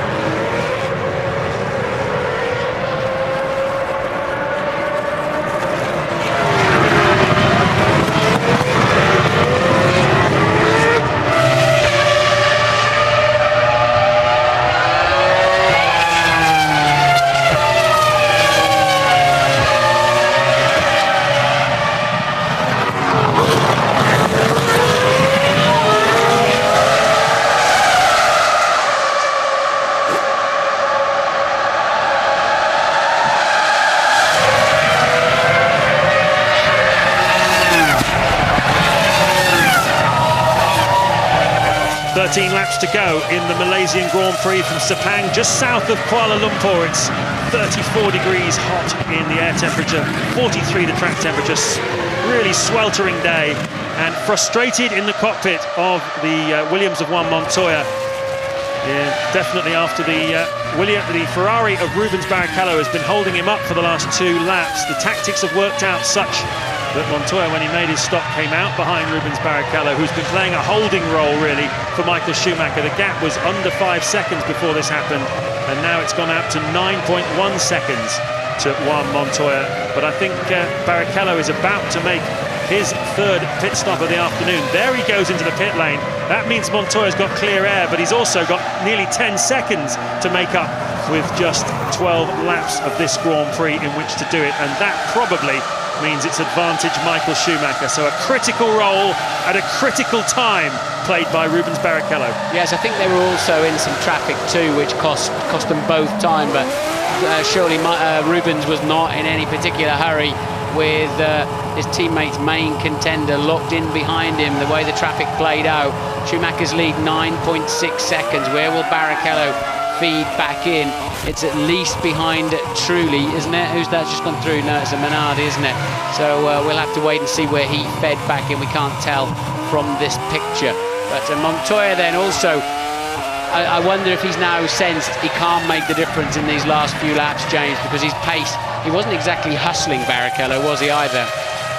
It's interesting, we've seen that before, haven't we? The spirit broken a little bit with a bit of bad luck. We saw it at Monza last year. Do you remember when Montoya got held up by Frentzen? He was having a splendid battle with Michael Schumacher for the lead, never more than a couple of seconds apart, and he lost time behind Frentzen. Suddenly the fight went out of Montoya, and I wonder if we're seeing a little bit of a repeat of that now. His lap times are good. He's into the 1:36.4s again, so that's all good news, but he's half a second a lap slower than Michael Schumacher, and that margin, which was, you could almost touch it, you could almost feel the back of the Ferrari. Now it's the length of that long straightaway. But the good news anyway for the Brits watching us back home in the UK is that Jenson Button is still in 3rd place, still going very strongly indeed. Rubens Barrichello, having just made that stop, has come in behind Button on the racetrack, we believe.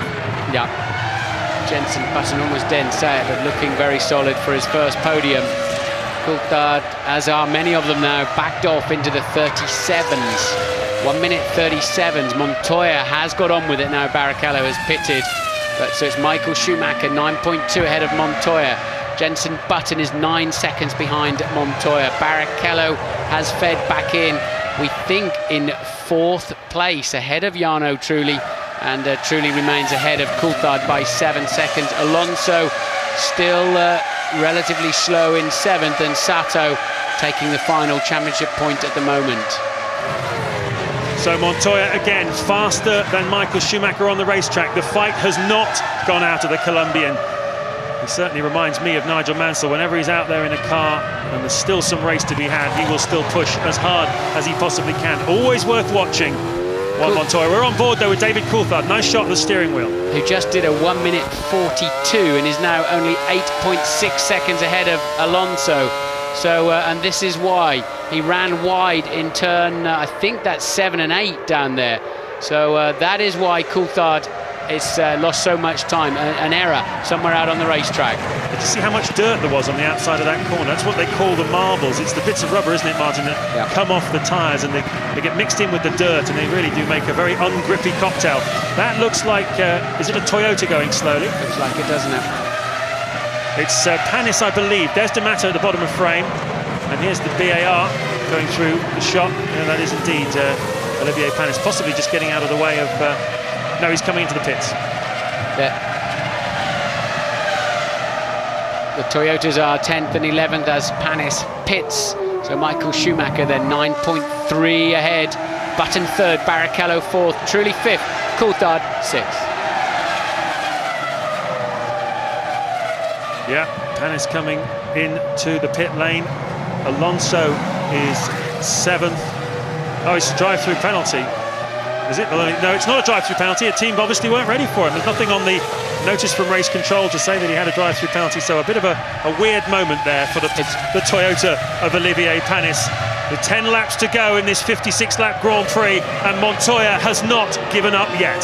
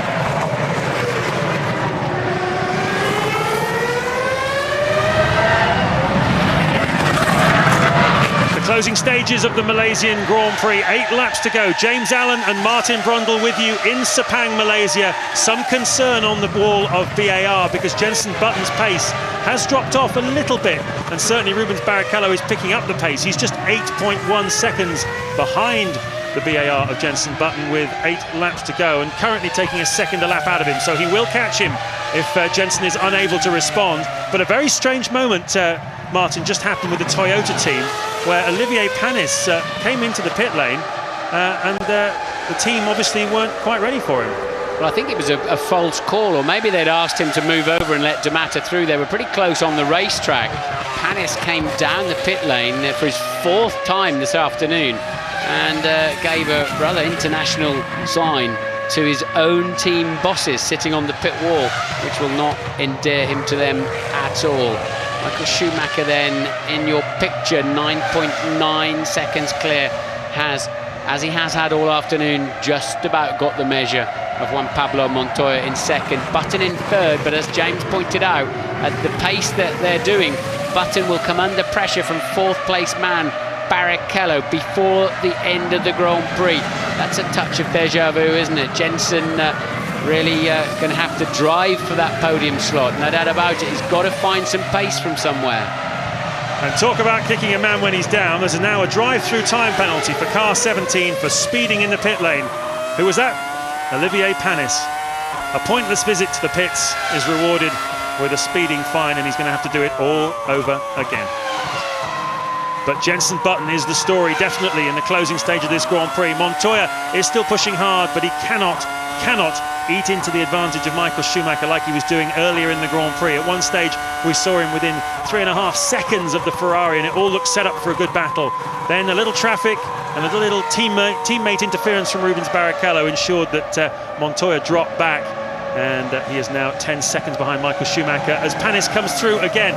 I wonder if he'll wave this time again to his pit crew like he did last time. There will be a lot of Gallic frustration inside the cockpit of that Toyota. I don't think it's a smart thing to do that one again. If no, it's a shake of the head though. That'll do. That still tells them what he thinks about them, and just a little Gallic, just that shake of the head, but without the international sign to go with it. And Panis then back out on the race. So that's his 5th run down the pit lane today. He'll know it quite well soon. And Montoya then has now settled for 2nd. Has Button still got the measure of 3rd. Barrichello now just 7.2 behind him, and no other really close battles on the racetrack of significance. It's just a question of Barrichello in the 2nd Ferrari chasing Jenson Button down. It's quite a gap though, still 7.2. But you have to say once again, James, we've lost a McLaren, we've lost a Williams through retirements, Raikkonen and Ralf Schumacher.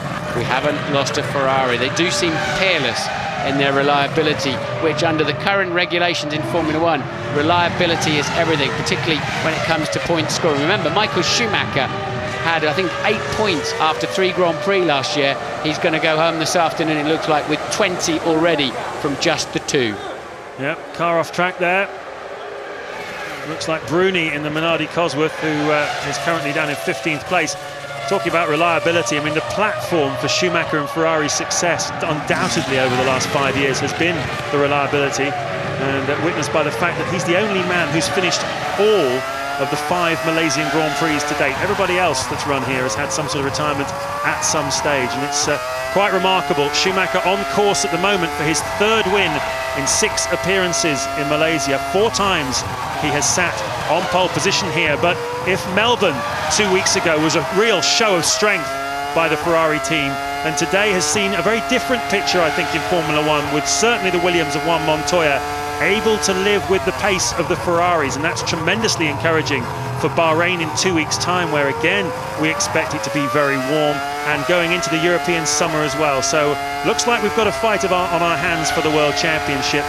Montoya definitely took the fight to Ferrari today, and a word for Jenson Button as well, because his lap times have been comparable to those of the front runners. He's 20 seconds behind at the end of the Grand Prix, but He really has driven very well, so BAR not to be discounted, and Rubens Barrichello is behind him after all, and he's driving a Ferrari.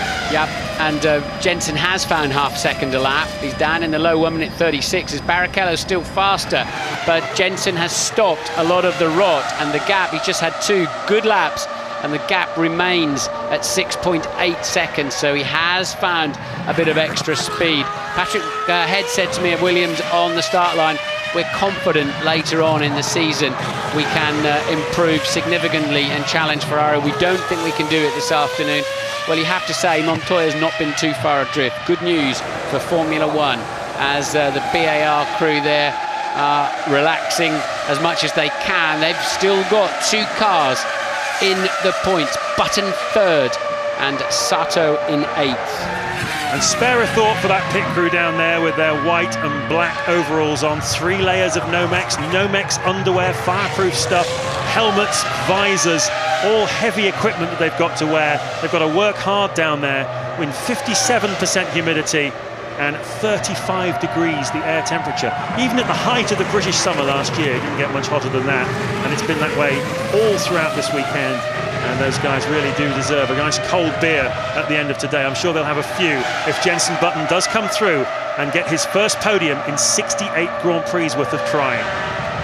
They'll all be mighty relieved, though, that it has been cooler today than at any other time since we've been here, hasn't it? And the track is a full 11 degrees centigrade cooler than it was during qualifying. Jensen in the background then, and there is the challenging Ferrari. It was 6.8 seconds, as I told you.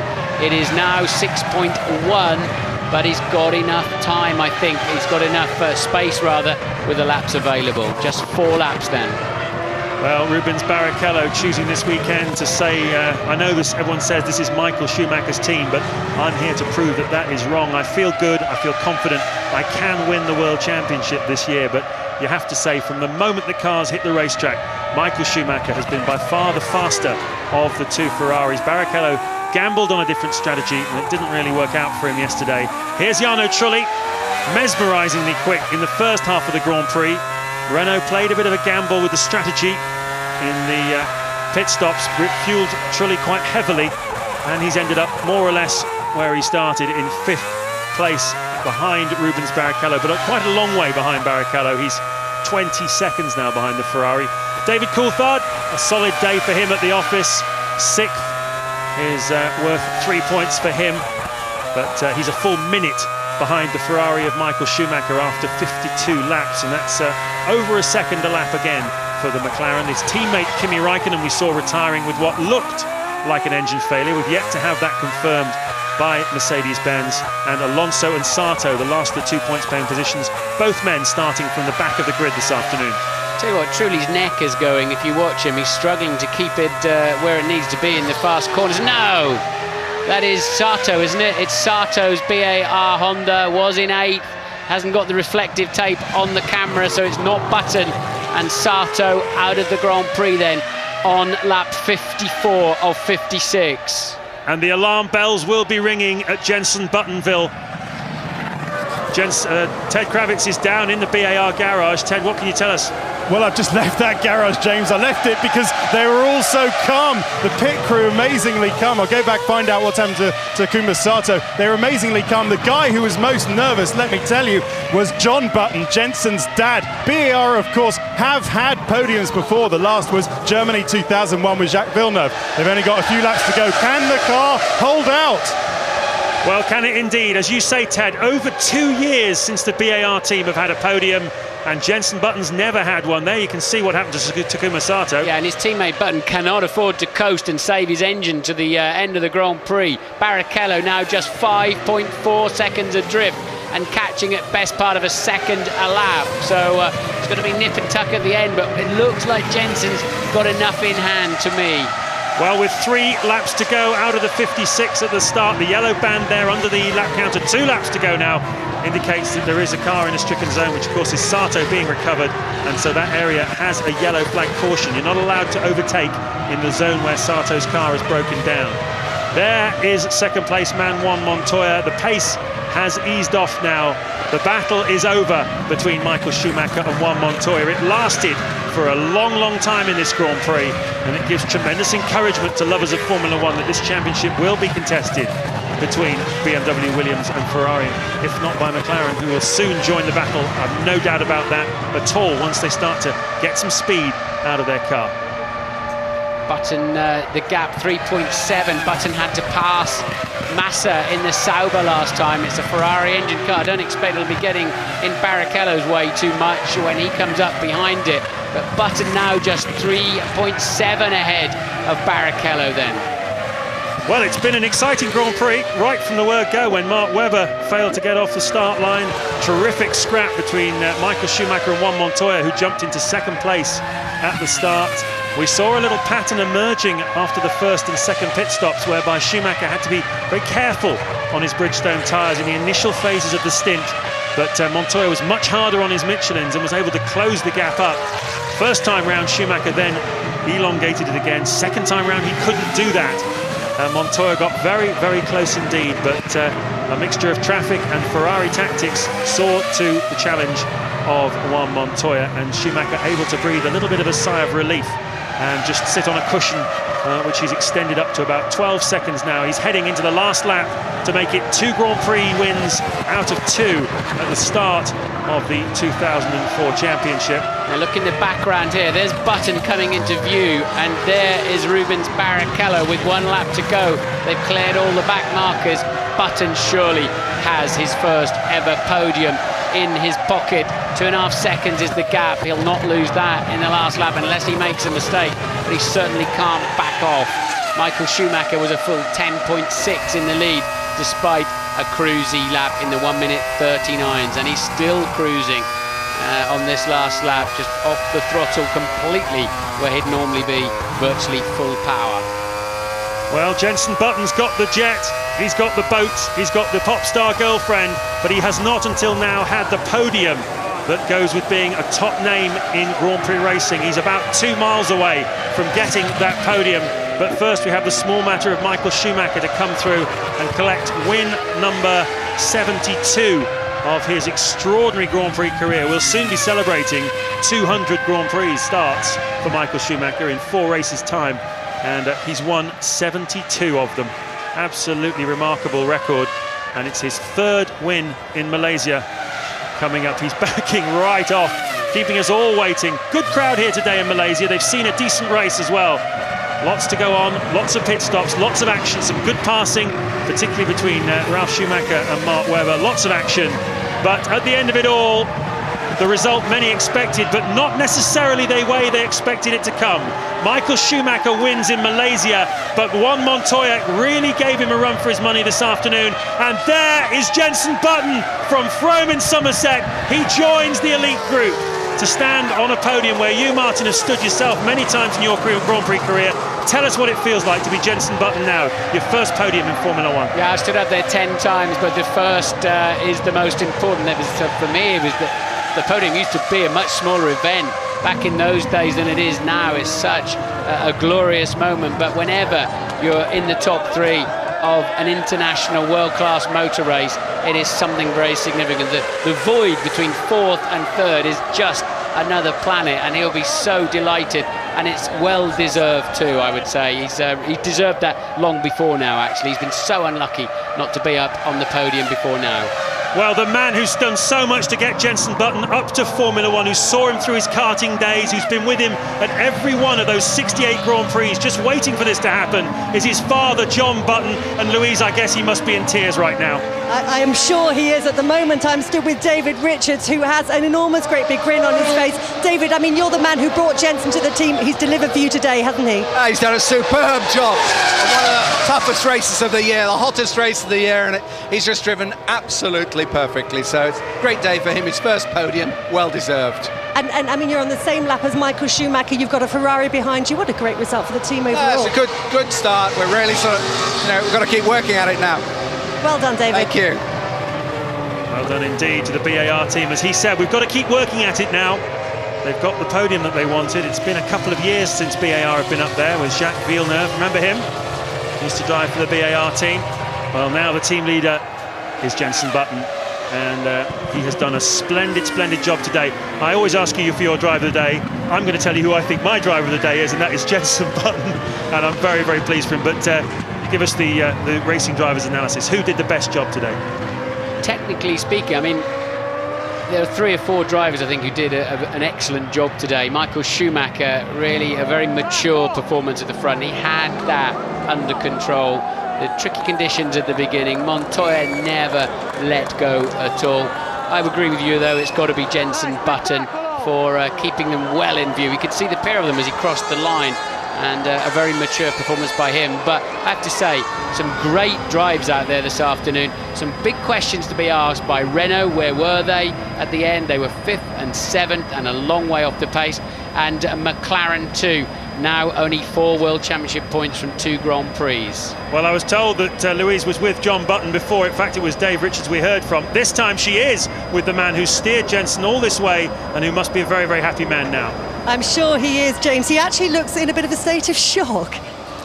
Yeah, I am rather. We're supposed to be dashing off to the airport to get the plane in about an hour's time, but I don't think we're going to be doing it somehow. You can certainly cancel that one. I mean, tell us what this is going to mean for Jenson. Well, I mean, this year, winter testing, the first race, it proved how good the car was, how good the team are. I'm sure better things are going to come. There's lots of developments, fantastic, and this is going to lift the team yet again. It's fantastic. And such a good, strong drive by him as well. Yeah, it wasn't a lucky 3rd place. He really earned it, and the speed was in the car, definitely. I was watching all the split times. It was... Well done. We'll see you in the bar later. Yes, definitely. John Button there, one of the great characters of the Formula One paddock. He certainly enjoys himself. He was hanging out with Johnny Rotten at the American Grand Prix last year in Indianapolis, and he matched him drink for drink in the nightclubs and had a very, very good time. I think he went to bed after the former lead singer of the Sex Pistols. Button then 4th in the World Championship. This man, though, is still very much in contention, isn't he? Juan Montoya took the fight to Schumacher today, but it's 2 out of 2 for the reigning world champion. Yes, gets just as much pleasure out of win 72 in his career as win number 1, because he had to work for that one, didn't he, Martin? He really did have to work for this one today. Yeah, that's for sure. It wasn't a walk in the park as it was in Melbourne at all. He didn't have his teammate to help him out because Rubens was on the wrong tyres. He chose the harder compound tyre. Didn't work in the cooler conditions today compared to qualifying. Michael, despite it being his 72nd win, seems just as excited as ever. He'll go and thank everybody, particularly first there, Ross Brawn.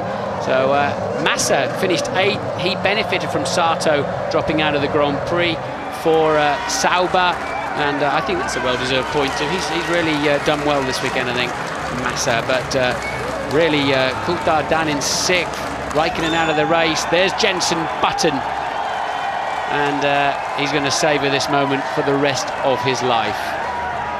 And a very, very happy BAR team, and soak up the moment, gents. Yes.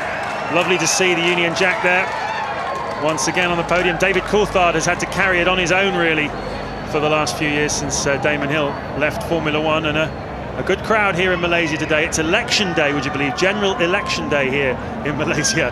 So they were a bit worried that that might distract people from coming to the race. But look at they've packed him in, and they are very enthusiastic about their racing down here in Southeast Asia.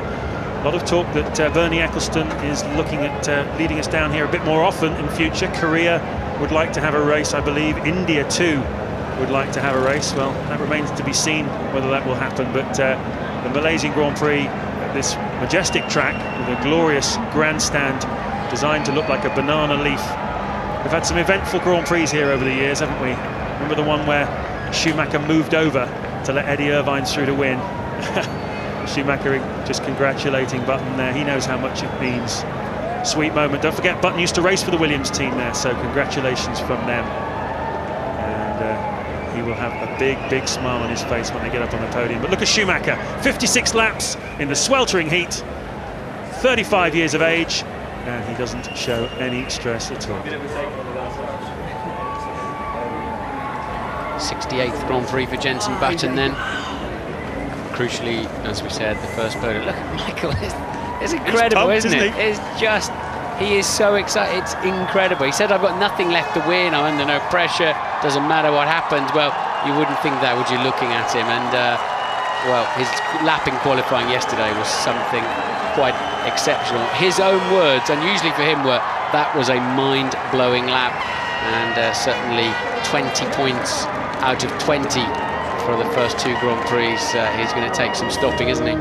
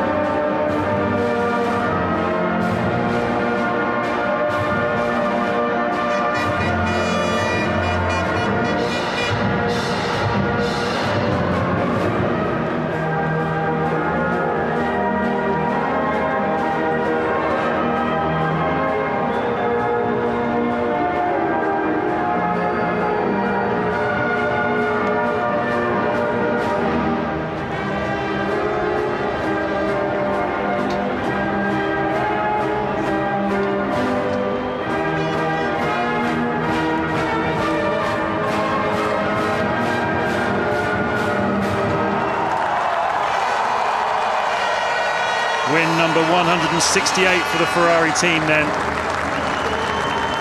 And another trophy to go in the cabinet of Michael Schumacher, presented by the Prime Minister, Abdullah Ahmad. Beautiful trophy, reflecting the grandstand here at Sepang.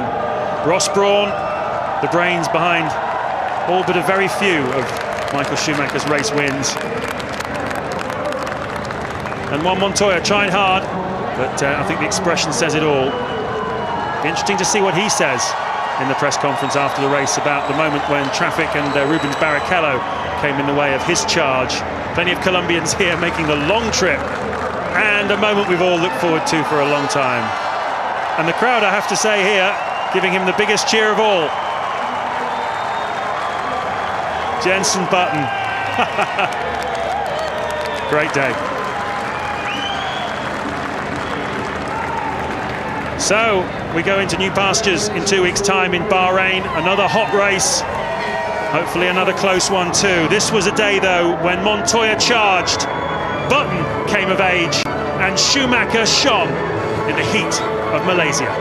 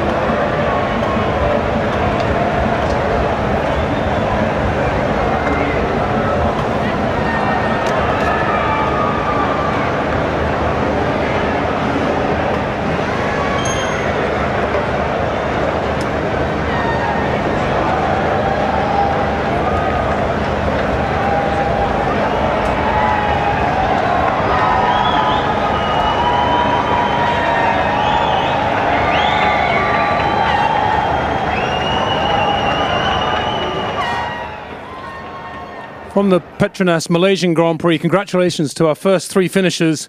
In third place, to Lucky Strike BAR Honda's Jenson Button scoring his first ever podium. Second for BMW Williams, Juan Pablo Montoya, and scoring his 72nd career win for Scuderia Ferrari Marlboro, Michael Schumacher. Michael, you thought it might be more difficult here. It looked pretty tense on occasions, a little bit early in the race. After the stops, Juan Pablo put a bit of pressure on you, but ultimately another great win. Yeah, it's true. I mean, in the moments where we needed to be quick, we were just quick enough in the beginning of the stint and in the end of the stint. But the beginning of the race was very tough, as it was sort of unpredictable where the water is and how much is there. Being the first car, having no reference, didn't really help, so I had to be cautious. And at the same time, be careful of Juan not to give an opportunity. And then each time after the pit stops and before the pit stops, it sort of opened up and closed down quite rapidly at stages. So it was really until the end a tough fight, and it wasn't granted at all until the end. Was it a hard race? We talked about the heat. Obviously, it wasn't quite as hot today, but it was pressure all the way. It was pressure all the way, and Malaysia as a circuit is a tough circuit. It is hot enough still to make it a hard race. It would have been even harder having the sunshine on, but I didn't mind not the sun to have, and I guess my colleagues too. Thank you. Juan Pablo, you set fastest lap after your second stop. You were able to put pressure on Michael at various stages of the race. Talk us through the day from your point of view. But I think it went pretty well. And in the first few laps, I got in front of Rubens. He made a mistake in the dump. Then he was trying to catch Michael all day, and towards the end of the race, our car got better. Tires were getting just better and better and better. And I came out of the last stop, and it was a shame I came out behind Rubens. I went to pass him straight away. He blocked me, and I thought, knowing Ferrari, it's better to back off than try to, better go home with the 8 points than out of the race. You did get close to Michael. How do you feel the two cars compare? Do you think we've got a championship here? Well, it's very hard to say. I think it's very early days. The car still needs quite a bit of work because the idea is not to try to be at their level, but above, really. And to be above, you gotta, you need to have a car that is consistent enough to win everywhere. And they have the car. We're close some places, but we still need to do quite a lot of work. But the guys did a very good job here. Thanks, Juan Pablo. Jenson, you must feel elated. The moment is yours. Talk us through your emotions. Amazing. It's as much the team's as mine. They've worked so hard for this. It's obviously not the pinnacle of what we want, but it's a good step in the right direction. So I'm ecstatic, and I can't wait to get back to the team and to congratulate them. You did a superb job throughout the race. A little bit of a race there with Jarno Trulli early on, and then I guess late in the race when your teammate's engine went, that might have been a bit of a worry as well. It was a little bit, yes. But I also touched Jarno after the start. We hit wheels on the straight, so that was a little worrying, because I thought something might be wrong, but everything felt fine. And had a good fight with him for the first few laps in the damp conditions, and it was great to have a gap to the car behind me, because here in the last 2 years I've had cars breathing down my necks on the last lap, so it's nice to have a bit of a gap. Fantastic. Michael, couldn't help but notice that you were able to get the exact right beat at the end of the Italian national anthem there on the podium. A lot of practice now. How do you see the season progressing? It must be quite difficult leading the championship as you are now. Where do you go from here? How do you stay on top? No, I think it's easier to lead the championship from the position we are than to come from where we had to come last year. But no doubt, it's only 2 out of 18 races, 16 to go, and we all know how quick development can be for various teams. And I think it's going to be a hard year, honestly. We have another tough race to come in Bahrain. Nobody knows exactly what's going to happen there, what sort of characteristic it is, who it favors, and what's going to happen in the meantime with development for the various teams. But the sort of difficulties we have had in the past here, in specific with our tyres, I have to say Bridgestone have done a fantastic job with that, to overcome that and to compete in such condition, which is sort of extreme condition. And I'm really happy for them that they have fought their way back, and we are where we are.